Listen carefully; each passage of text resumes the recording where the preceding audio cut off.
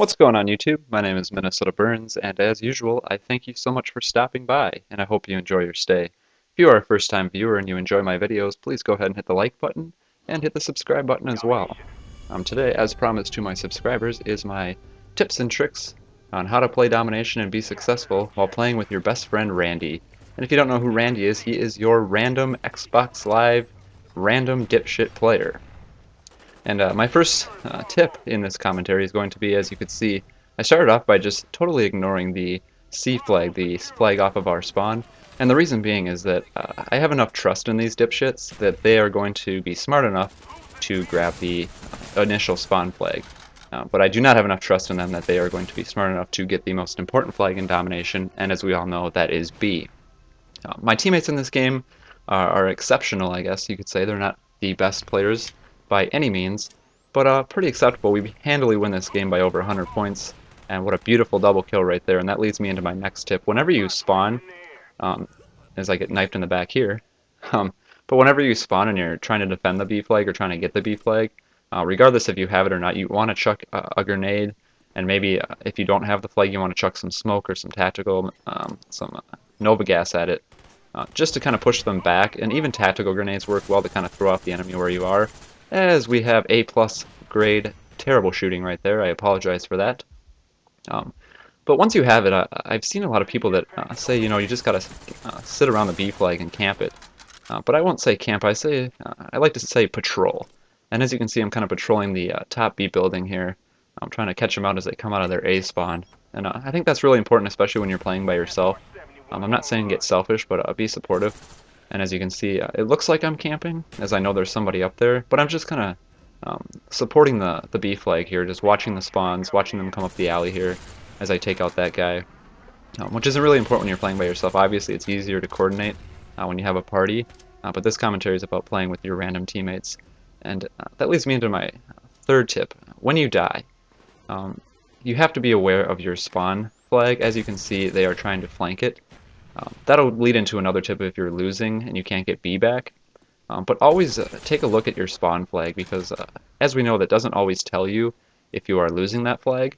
Sometimes it will just blink, so you kind of have to be a little bit more self-aware. As you see me push into the spawn here, I think this is probably the biggest fail. The blackbird's in the air, and I just am just blind to where they are, which is bad on my part for not being self-aware, and it ends up getting me killed. But don't push too far into their spawn, because you're going to make them spawn more closer to the B flag, and when you have it, that's the last thing you want. But just kind of be supportive of it, throw grenades at it. If you get napalm or any other kill streak, like an attack helicopter or something, you want to put it on top of the flag. But always watch the flanks, because that leads me into my next tip. If you are losing, if you lose B off the initial spawn, especially in Cracked, it's going to be very hard to get, because it's a symmetrical map, and you're going to have team enemies all around it trying to defend it, regardless of how good their skill is. Obviously, if they're bad, they'll be able to get it back like that, as they don't put any smoke on it or anything like that. But if you lose the flag and you're having trouble, I don't know about you, but I don't use a mic when I'm playing with random players. But my advice to you is off the spawn, throw it at the B flag, and I usually give myself anywhere between 2 and 4 lives. As you see, we lose it right here. And if you can't get the flag up 2 to 4 lives, I would make the cutoff at 3, is to start making your way over to the opposite flag on their side of the spawn. And what that's going to do is it's going to, you may not get the flag back, but it's going to be made easier for your teammates if they're competent enough to jump on the B flag. Look at here, Randy. That was Randy right there. He's on the other team in this game, as we win this pretty handily. Excuse me, but what it's going to do if you jump on their opposite team flag, on their side of the spawn, is it's going to cue a command for them, or it's going to let them know that the flag is being taken, or they're going to be able to see it blinking. And what that's going to do is it's going to take at least 2 or 3, and if you're sometimes lucky, if they're dumb enough, you'll get 4 players that rush over to that flag to try to get you off of it. And it may cost you a life, but you can't get frustrated, because what it's going to do is it's going to open it up. In a 6-on-6 game, if you get 3 of them to come over there, that's half the team that's not looking at B anymore. There's Randy. He doesn't know how to shoot. Look at him just totally biff those shots. But it's gonna make it a little bit more easy for your team to get into the B flag and get it back. And if they don't come, then you're going to be able to capture that flag, and you're going to kind of mix the spawns up a little bit, try to turn the game in your direction, which is really important in my mind. And right here, I thought I had the Blackbird, but apparently it was the Chopper Gunner. And so now I am flying around the Chopper Gunner in the middle of the street, and you're probably wondering, why are you so dumb doing that? Why don't you go find a place to hide? But usually I would, but I kind of hit the right D-pad a little bit too quick, and I'm just exposed in the middle of the street, but this team isn't really good enough to really take me down. They get kind of close, but here I am just absolutely demolishing them. And once you get control of the map, I think you can kind of feel it out midway through the game on how you want to play.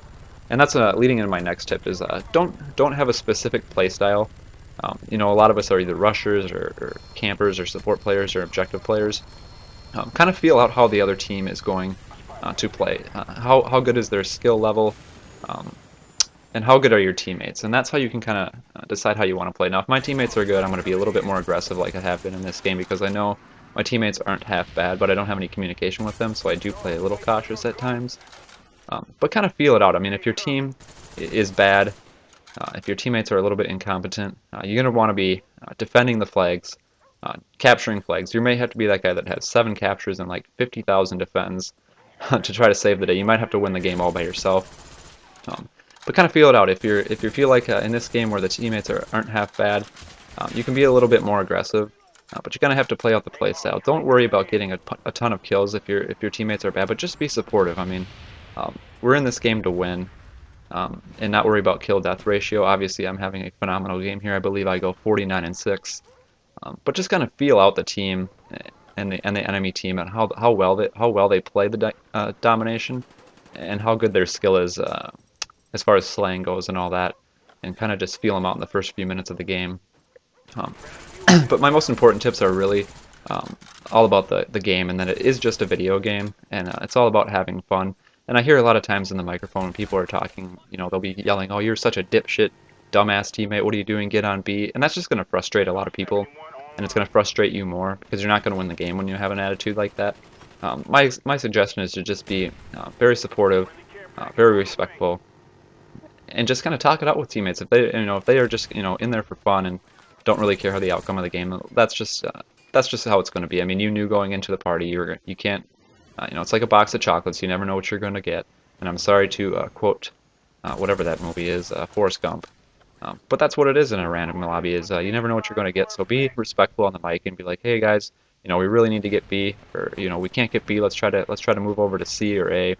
And just be supportive and let your teammates know what the objective is and what you are trying to do, because I think that'll motivate your teammates, get them to want to play a little bit more. And if you're screaming at them, no one's going to want to play with you.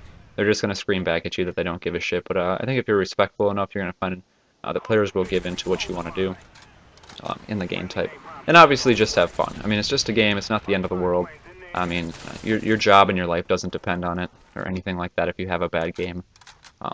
But that's about all the tips I have here in Domination. I want to thank you guys so much for stopping by, and if you want to check out my other video, I'm trying to get to 50 subscribers to do a live commentary, and that's something I'd really like to do, and I might just do it regardless, but I'd like to have 50 subscribers just as a celebration to do something different on my channel. So if you're a first-time viewer and you enjoy my videos, please check out the rest of my videos and hit the like button and hit a subscribe button and send me a message. I'm actually very interactive with my fan base, I guess you could say. I don't even know if it's a fan base. I think we're all friends here. That's what I would rather call it. But thanks guys so much for stopping by. If you have any questions or concerns, or even if you guys want to play a game with me, I'm very open. My gamer tag's in the description. But thanks so much for stopping by, and I hope you guys enjoyed the video, and have a good day.